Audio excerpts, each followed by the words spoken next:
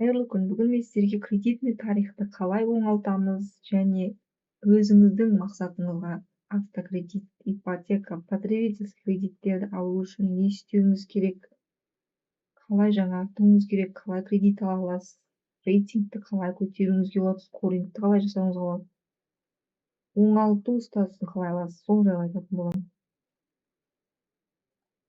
Кредиторлар сізді қалай бағалайды? Негізінде сіз банктің көзқарасыңыз бойынша қарасаңыз, өзіңіз бағалай алсаңыз болады. Мысалы, ол сіздің кредитный историяңызда, кредитный рейтингіңізде, скорингіңізде көрініп тұрады. Ол кредит алатын кезде сіз төлей аласыз ба, төлей алмайсыз ба, содан көре алады. 3 негіз арқасында. Кредиттік тарих деген ол сіздің қаржылық төл құжатыңыз. Соған қарайды, соған байланысты шешім шығарады деген сөз. Дербес кредиттік есепті және кредитный рейтингті қалыптастыруға арналған деректер кредитный бюроларда сақталады.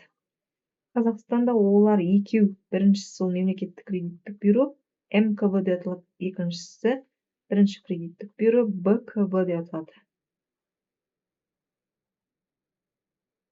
Егер сіздің кредит тарихыңызда қате ақпарат көрсетілген болса, сіз не істеуіңіз керек? Сіз өзіңіздің дербес кредиттік есебіңіздегі дұрыс емес ақпаратты, мысалы, онда өтелген төлем бойынша ағымдағы мерзім өткіз алу анықталған, жабылған шарт бойынша берешек болған немесе дұрыс емес дербес деректерді көрсеткен кезде түзете аласыз. Сондай-ақ кредиттік тарихты бұзбай-ақ жалған кредиттерді кредиттік есептен алып тастауға болады. Мұндай мүмкіндік кредиттік тарихтағы ақпаратты аулау қызмет ұсынады. Оны барлық кредиттік бюролар тегін береді. Қаржы нарығын реттеу және дамыту агенттігі БКБ-мен бірлесіп 22 жылы сәуір айында бастапқы қаржылық қызметтерді тұтынушылардың құқықтарын қорғау және қарыз алушылардың кредиттік тарихын жақсарту мақсатында кредиттік тарихты ақпаратты қашықтықтан даулау процесін іске қосқан.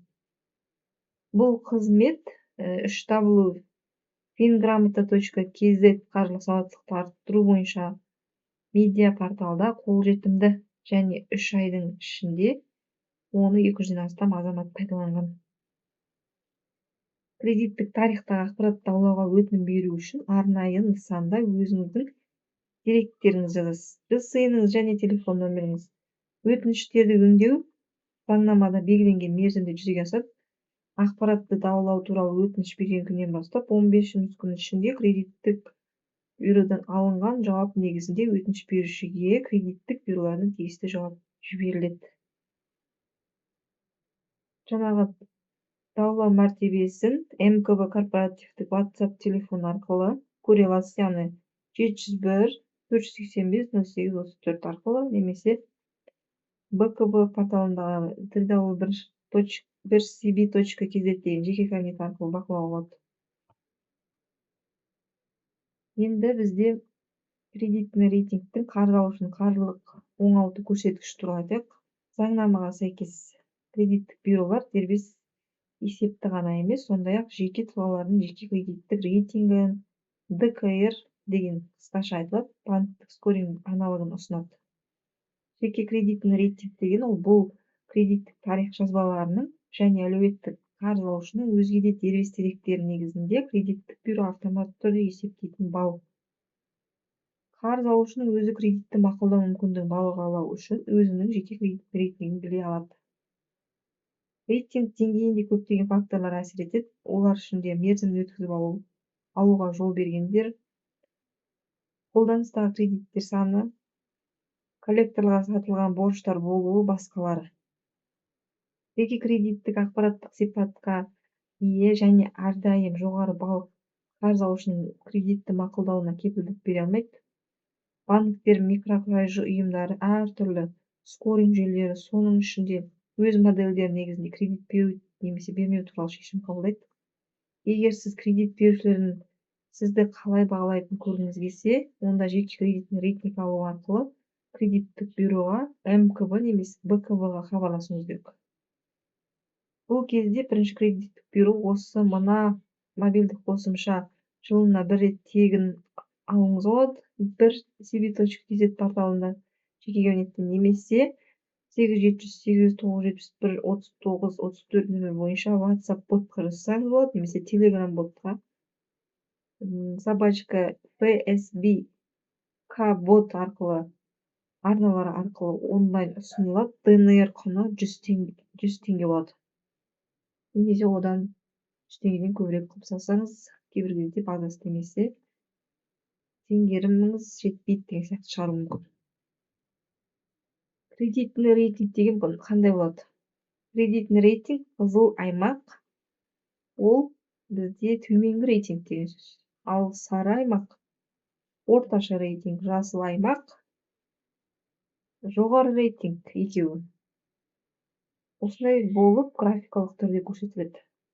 Онда санмен қатар скоринг баллы 0-ден 1000-ға дейін көрсетілуі мүмкін. Бұл рейтинг болса, скорингтікі 0-дан 100-ге дейін, ал мынау 0-дан 1000-ға дейін бөлінеді.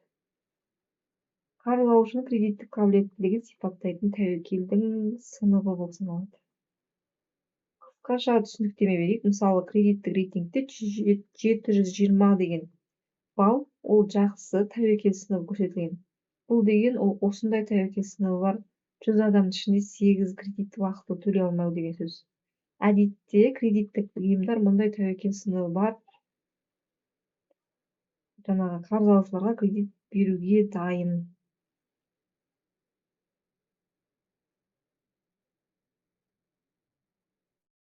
Жеке кредитный рейтинг не үшін қажет? Кредитный рейтинг бойынша қарыз алушылар адалдығы немесе сенімдігін бағалауға болады. Ол неғұрлым жоғары болса, сіздің кредиттік тәуекеліңіз соғұрлым төмен болады. Яғни кредитті мақұлдау мүмкіндігі артады. Мысалы, ақш-та осы кредитный рейтинг кез келген қаржылық операцияны орындау кезінде ескеріледі. Пәтер иелері пәтер ақысын белгілеу кезінде жалға алушыларға қандай скоринг баллы бар екенін міндетті түрде қарайды. Жеке кредитный рейтинг сізге өзіңіздің қаржылық жағдайыңызды, оның ішінде борыштық жүктемені қадағалауда көмектеседі. Жеке дефолт болмас үшін қарыз деңгейін төмендетіп, барлық кредит карталарын, әсіресе нөлдік карталарды жауып, кешіктіруге жол бермеу керек. Қосымша табыс көздерін табу керек және тағы басқа.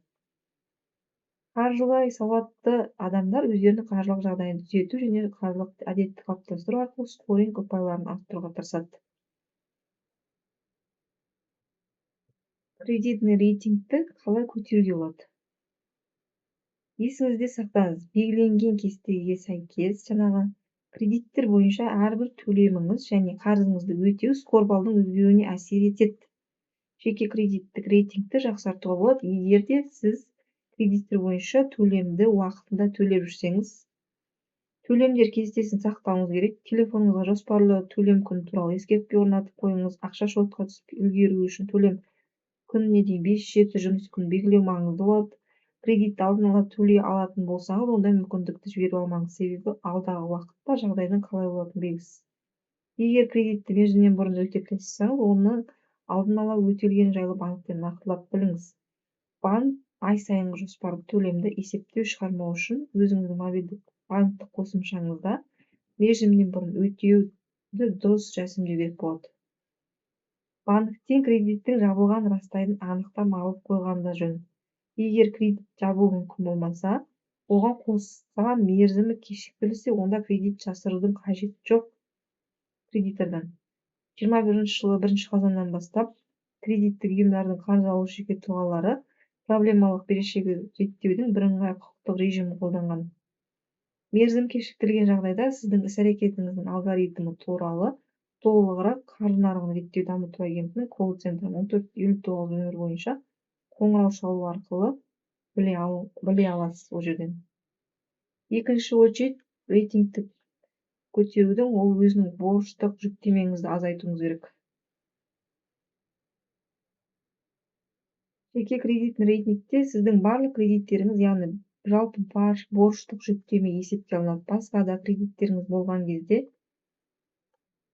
әрі материалдық жағдайыңыз тұрақты болмаған кезде жаңа кредиттер алмауға тырысуыңыз керек. Сондай-ақ қолданыстағы қарызды жабу үшін жаңа қарыз алудың қажет жоқ. Оның үстіне жаңа қарыздың талаптары ескі қарыздан аса ерекшеленбейтін болса, бұлай жасауға тіпті болмайды. Есіңізде болсын.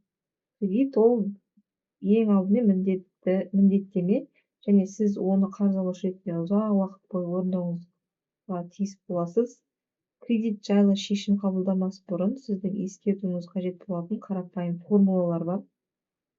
Қарыз бойынша ай сайынғы төлемнің мөлшерін сіздің жалақыңыздың жартысынан аспау керек, ал қаржылық қауіпсіздік жастықшасының мөлшері сіздің кемінде 6 ресми еңбек қағазыңызға тең болу керек.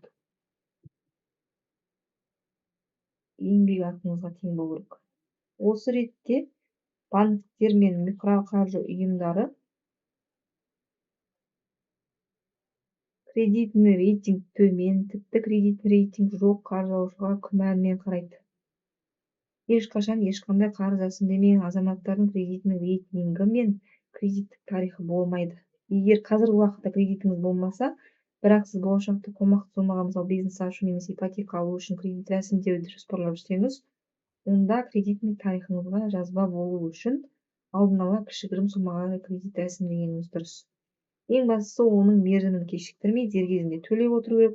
Осылайша сіздің оң кредиттік тарихыңыздың қалыптасады және сіз өзіңізге адал клиент портретін жасайтын боласыз. Алаяқтар сіздің кредиттік тарихыңызды бөтен кредиттермен бұзбау үшін не істеу керек? Өзіңізді кредиттік алаяқтардан қорғау мүмкіндігін, әсіресе егер сіз шетелде демалысты жоспарласаңыз немесе құжатыңызды жоғалтсаңыз, топ кредит сервисін ұсынады мемлекет. Бұл қызмет кредиторларды кредит рәсімдеуге ниетінің жоқ екені туралы хабардар етеді. Сондай-ақ оның кредиттік тарихын беруге тыйым салу тәсілін қамтиды. Осы сервис Қазақстанда 22 жылдан бастап БКВ-ның интернет порталында іске қосылған.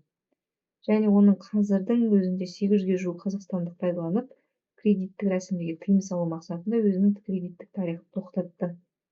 Стоп кредитті пайдаланушылар үшін процесс оңай әрі түсінікті жұмыс істейді. Егер алаяқ сіздің атыңызға кредит рәсімдеуге өтінім берсе, онда кредиттік бюродан сіздің кредиттік тарихыңызды сұратып, сізге шектеу қойылған кредитті